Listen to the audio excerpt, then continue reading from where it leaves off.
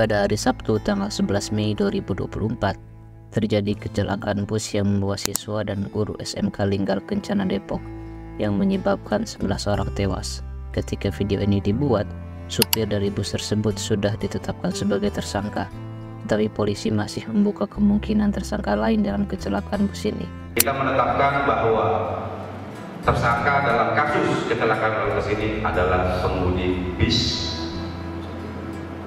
Putra Fajar atas nama saudara saja. Nah, disebabkan karena adanya kegagalan fungsi rem.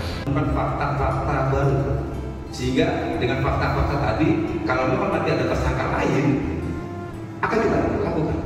Ya, gitu ya. Jadi tidak menutup mungkin nanti akan ada tersangka-tersangka lain selain dari para pengemudi. Video ini akan membahas pertanggungjawaban pidana. Mari kita mulai.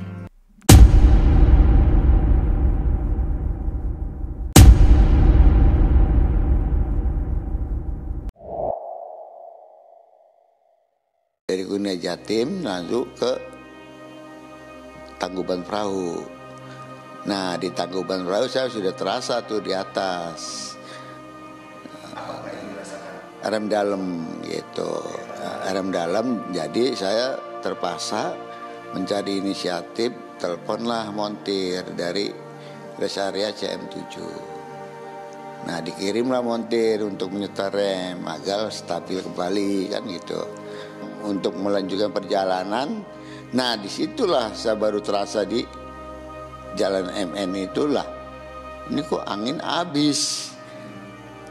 Pada saat perempatan teater itu mobilnya keluar, ada yang keluar. Saya nginjek rem, langsung prelok, tarik rem tangan gitu. Ternyata begitu mau masuk gigi, itu udah nggak bisa. Karena posisi rem masih diinjek, mau masuk gigi itu udah nggak bisa. Saya lihat anginnya habis. Pertanggungjawaban pidana yang dalam istilah asing dikenal dengan criminal responsibility atau teori Kenbarhead adalah konsep penting dalam hukum pidana yang bertujuan untuk menentukan apakah seorang terdakwa atau tersangka dapat dipertanggungjawabkan atas tindak pidana yang dilakukannya. Pemidanan pelaku tindak pidana ini melibatkan analisis mendalam mengenai apakah perbuatan tersebut memenuhi unsur-unsur delik yang telah ditetapkan dalam undang-undang. Untuk menetapkan pertanggungjawaban pidana, dua aspek utama harus diperhatikan. Pertama, tindakan melawan hukum dan kemampuan bertanggung jawab pelaku. Dari sudut pandang terjadinya tindakan yang dilarang, seorang dapat dipertanggungjawabkan apabila tindakannya tersebut melawan hukum dan tidak terdapat alasan pembenar atau peniadaan sifat melawan hukum untuk perbuatan pidana yang dilakukannya. Alasan pembenar ini bisa berupa pembelaan diri, keadaan darurat, atau perintah jabatan yang sah yang dapat menghapuskan sifat melawan hukum dari tindakan tersebut. Di sisi lain, dari sudut pandang kemampuan bertanggung jawab, hanya individu yang memiliki kemampuan bertanggung jawab yang dapat dipertanggungjawabkan atas perbuatannya. Kemampuan bertanggung jawab ini mencakup kapasitas mental dan fisik pelaku untuk memahami sifat dan konsekuensi dari tindakannya, serta kemampuan untuk mengendalikan perilakunya sesuai dengan tuntutan hukum. Faktor-faktor seperti usia, kondisi mental, dan keadaan mabuk dapat mempengaruhi penilaian terhadap kemampuan bertanggung jawab ini. Menurut Van Hammel, pertanggungjawaban pidana adalah konsep yang melibatkan keadaan normal psikis dan kemahiran individu yang memungkinkan mereka memiliki tiga kemampuan penting. Pertama, individu harus mampu mengerti makna serta akibat sungguh-sungguh dari perbuatan-perbuatan mereka sendiri. Ini berarti bahwa seseorang harus memiliki kapasitas mental untuk memahami apa yang sedang mereka lakukan dan konsekuensi dari tindakan tersebut, baik bagi diri mereka sendiri maupun orang lain. Kedua, individu harus mampu menginsafi bahwa perbuatan-perbuatan tersebut bertentangan dengan ketertiban masyarakat. Ini mengimplikasikan bahwa seseorang harus memiliki kesadaran moral dan sosial untuk menyadari bahwa tindakan mereka melanggar norma-norma dan aturan yang diterima oleh masyarakat. Kesadaran ini penting karena hukum pidana tidak hanya mengatur tindakan individu, tetapi juga melindungi ketertiban dan kesejahteraan umum. Ketiga, individu harus mampu untuk menentukan kehendak berbuat. Artinya, seseorang harus memiliki kontrol atas keinginan dan tindakan mereka.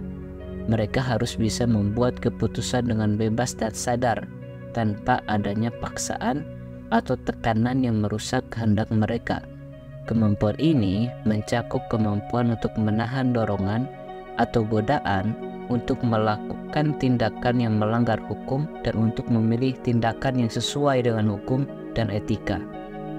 Sedangkan menurut Pompey, kemampuan bertanggung jawab pidana harus mempunyai unsur-unsur sebagai berikut. Pertama, kemampuan berpikir dari si pembuat yang memungkinkan ia menguasai pikirannya, yang memungkinkan ia menentukan perbuatannya.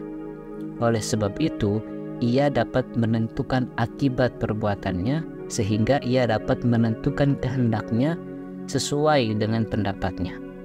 Secara umum, unsur-unsur pertanggungjawaban pidana meliputi pertama, mampu bertanggung jawab, kedua, kesalahan, dan ketiga, tidak ada alasan pemaaf. Menurut Ramelink, kesalahan dalam konteks hukum pidana merupakan pencelaan atau kecaman yang diarahkan oleh masyarakat kepada individu yang melakukan perilaku menyimpang. Standar etis yang digunakan oleh masyarakat untuk menilai tindakan tersebut adalah standar yang berlaku pada waktu tertentu yang mencerminkan nilai-nilai dan norma-norma sosial yang diakui pada saat itu. Kesalahan ini tidak hanya mencerminkan pelanggaran hukum, tetapi juga pelanggaran terhadap nilai-nilai moral dan sosial yang dipegang oleh komunitas atau masyarakat setempat. Dalam pandangan Ramelink, ketika seseorang melakukan perilaku menyimpang yang sebenarnya dapat dihindari, masyarakat menganggap bahwa individu tersebut memiliki tanggung jawab atas tindakan mereka. Ini berarti bahwa tindakan tersebut tidak disebabkan oleh faktor-faktor yang berada di luar kendali individu, melainkan oleh keputusan dan pilihan sadar yang dibuat oleh individu tersebut. Dengan kata lain, pelaku dianggap memiliki kapasitas untuk memilih untuk tidak melakukan tindakan tersebut, namun mereka tetap melakukannya sehingga layak mendapatkan kecaman dari masyarakat. Kesalahan selalu ditujukan pada perbuatan yang tidak patut, yaitu melakukan sesuatu yang seharusnya tidak dilakukan atau tidak melakukan sesuatu yang seharusnya dilakukan.